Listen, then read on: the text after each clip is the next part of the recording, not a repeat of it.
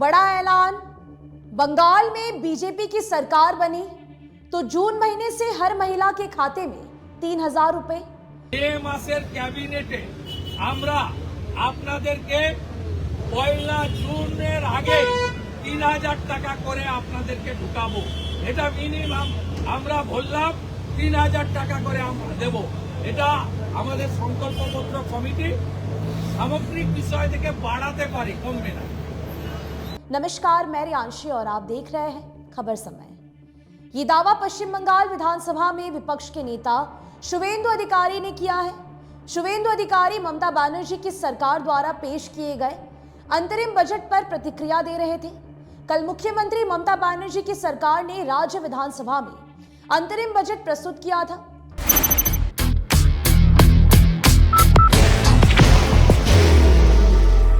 There will only be one insignia.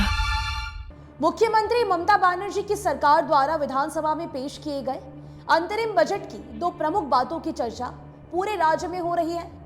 उनमें से एक लक्ष्मी भंडार के तहत महिलाओं को हर महीने दी जाने वाली सहायता राशि में और 500 रुपए की वृद्धि, और दूसरी चर्चा का केंद्र बिंदु है बांग्लार युवा साथी, जिसमें राज्य के शिक्षित बेरोजगार नौजवानों को पहली बार बेरोजगारी भत्ता के रूप में हर महीने 1,500 रुपए दिए जाने की बात कही जा रही है। विपक्ष इस पर आक्रामक नजर आ रहा है। विपक्ष सरकार की मंशा पर ही सवाल उठा रहा है। ममता बनर्जी की सरकार ने राज्य के शिक्षित बेरोजगार नौजवानों को बेरोजगारी भत्ता देने का फैसला किया है। यानी कि अगर आप माध्यमिक पास हैं और आप बेरोजगार हैं तो आपको हर महीने 1,500 रुपए मिल सकते हैं। कुछ ऐसा ही ऐलान ममता सरकार ने किया है। विपक्ष ने सवाल उठाया है कि एक तरफ मुख्यमंत्री राज्य में बेरोजगारों को नौकरी देने की बात कहती है, तो वहीं दूसरी तरफ उनके लिए बेरोजगारी भत्ता का ऐलान का मतलब क्या है। शुवेंदु अधिकारी ने आरोप लगाया कि ये योजना उनकी एक पुरानी योजना का नाम बदलकर पेश किया गया है।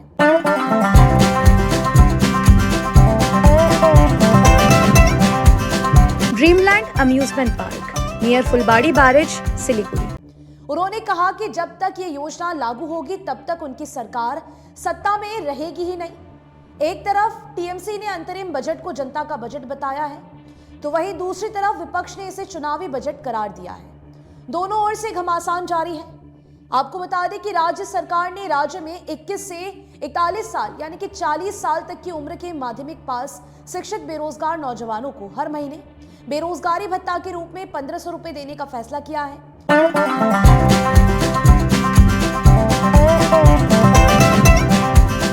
ड्रीमलैंड अम्यूजमेंट पार्क नियर फुलबाड़ी बैरेज, सिलीगुड़ी। मुख्यमंत्री ने कहा है कि 15 अगस्त 2026 से ये योजना लागू हो जाएगी पूरे राज्य भर में। इसके जवाब में शुवेंदु अधिकारी ने अपनी प्रतिक्रिया में कहा कि ये ममता बनर्जी सरकार का चुनावी घोषणा पत्र है।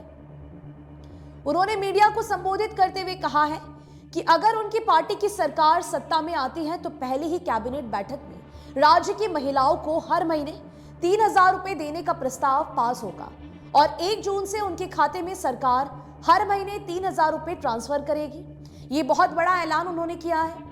उन्होंने ममता बनर्जी की सरकार से सवाल किया है कि गोवा में तो 5,000 रुपए देने की बात कही गई थी, फिर बंगाल की महिलाओं के साथ ये भेदभाव क्यों।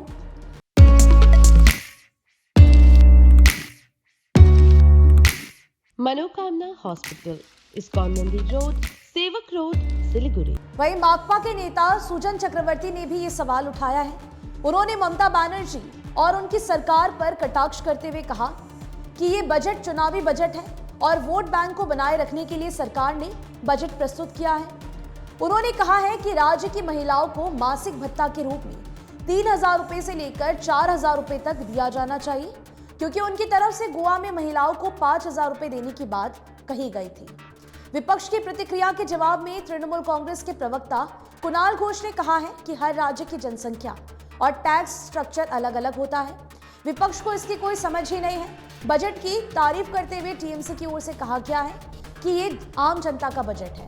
जानकार मानते हैं कि पहले टीएमसी की ओर से राज्य की जनता, खासकर महिलाओं को लक्ष्मी भंडार के तहत उनकी राशि बढ़ाकर उनका वोट साधने की कोशिश की गई है, तो इसके जवाब में बीजेपी की ओर से महिलाओं को हर महीने सहायता राशि के रूप में दोगुनी रकम देने की घोषणा के जरिए उन्हें प्रभावित करने की कोशिश भी की गई है। भाजपा नेता की इस घोषणा का प्रभाव महिलाओं पर कितना पड़ता है, ये तो आने वाला समय ही बताएगा।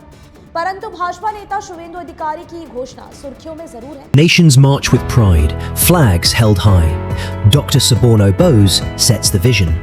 The YCO trophy is unveiled, marking the beginning of a global culinary journey. दोनों ही पार्टियों की ओर से महिलाओं को साधने की राजनीति भी शुरू कर दी गई है। अब देखना होगा कि महिलाएं किस पर ज्यादा भरोसा करती है, टीएमसी या फिर भाजपा। आपकी क्या राय है इस पूरे विषय को लेकर, हमें जरूर से बताइएगा।